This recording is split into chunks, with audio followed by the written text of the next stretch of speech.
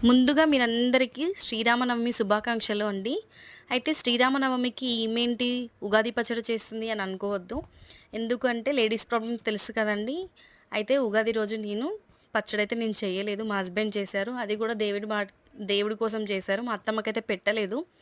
ఇంకా పనిలో పడి పిల్లలతో నేను కూడా మా అత్తమ్మకి పెట్టమని చెప్పడం మర్చిపోయాను నేను.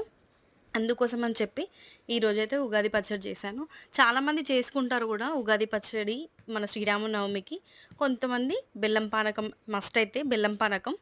తర్వాత నేను ఈరోజు మా అత్తమ్మ కోసం మీరు అనుకోవచ్చు, అబ్బా! మీ అత్తమ్మ కోసమే చేస్తుర్రు మీరేం తినరేమో అని. అట్లేం లేదండి. మా అత్తమ్మ కోసం ఇంకా మా అత్తమ్మ పేరు చెప్పుకొని మేము గూడా తింటాము. అయితే మీ అందరికి ఒకటి చెప్పాలి. ఊర్లో మేమైతే మా అమ్మ వాళ్ళ సైడ్ కారం, ఉప్పు అయితే వెయ్యరండి. తర్వాత నాకే డౌటొచ్చింది. అవును, షడ్‌రుచులంటే అన్నీ ఉండాలి గదా! మరి కారం, ఉప్పు ఎందుకు వెయ్యరు అని చెప్పి. అందుకే ఈ ఇయర్ అయితే నేను కారం, ఉప్పు, కొన్ని పుట్నాలు, సోంపు ఇవన్నీ వేసైతే ఉగాది పచ్చడి చేశాను.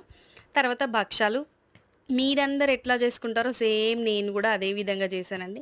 ఆల్రెడీ యూట్యూబ్ ఓపెన్ చేయంగానే ఈ భక్షాలు ఎలా ప్రిపేర్ చేయాలి, పచ్చడి ఎలా చేసుకోవాలి అవే వస్తున్నాయి కదా! మీ అందరూ చేసుకున్నట్టే నేను కూడా సేమ్ అదే విధంగా భక్షాలైతే చేసేసాను. ఇంకొకటండి, ఇంత కష్టపడి పిల్లలతో నాకు ముగ్గురు పిల్లలండి.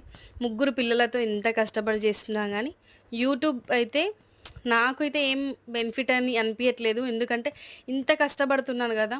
అయినా, అయినా సబ్స్క్రైబ్ చేసుకోవట్లేదు. చూస్తున్నారు వీడియోస్ అందరూ చూస్తున్నారు. 10, 10,000, 12,000 అట్లా చూస్తున్నారు. కానీ ఎవరు సబ్స్క్రైబ్ చేసుకోవట్లేదు. ఇంకా ఎవరైనా కొత్తగా నా ఛానల్‌ని చూస్తే ప్లీజ్ సబ్స్క్రైబ్ చేసుకోని వాళ్ళు సబ్స్క్రైబ్ చేసుకోండి. చూసారు కదండీ! ఇట్లా భక్షాలైతే ప్రిపేర్ చేసుకున్నాను నేను. అయితే ముందుగా దేవుడికి నేను నైవేద్యంగా పెట్టానండి భక్షాలు. బెల్లం పానకం కూడా కొంచెం దేవుడి మట్టుకు చేశాను.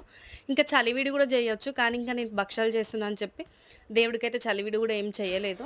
భక్షాలు ఇంకా మన ఉగాది పచ్చడి 2 దేవునికి పెట్టిన తర్వాత మా అత్తమ్మకి కూడా నేనైతే పెట్టేశాను. చూడండి, ఏ పండగొచ్చినా బోనాలు, ఇంకా దసరా, సంక్రాంతి, ఇట్లా ఉగాది ఇవి వస్తే మాత్రం ఖచ్చితంగా నేనైతే మా అత్తమ్మకి పెడతాను. కొంతమంది పెట్టుకోరంట, కానీ నేనైతే పెడతానండి. ఎందుకంటే వాళ్ళు, నాకు తెలిసైతే వాళ్ళకి ఉంటుందంట. అందుకే నేనైతే పెడతాను.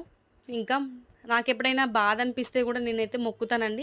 నువ్వు మీద ఉంటున్నావు కదా, నా పిల్లల్ని చూడట్లేదు, నా పిల్లల్ని నిజంగా నాకు పిచ్చా ఏమో నాకైతే అర్థం కాదు. నేనైతే అనుకుంటాను, మీదుండి కూడా పిల్లల్ని రక్షించుకోవట్లేదు, మా పిల్లలు ఎప్పుడైనా సతాయిస్తే నేనైతే అట్లనే అనుకొని మొక్కుతానండి. నేనైతే నిజంగా మా పిల్లలు కూడా మంచిగా ఉంటారు నేను మొక్కిన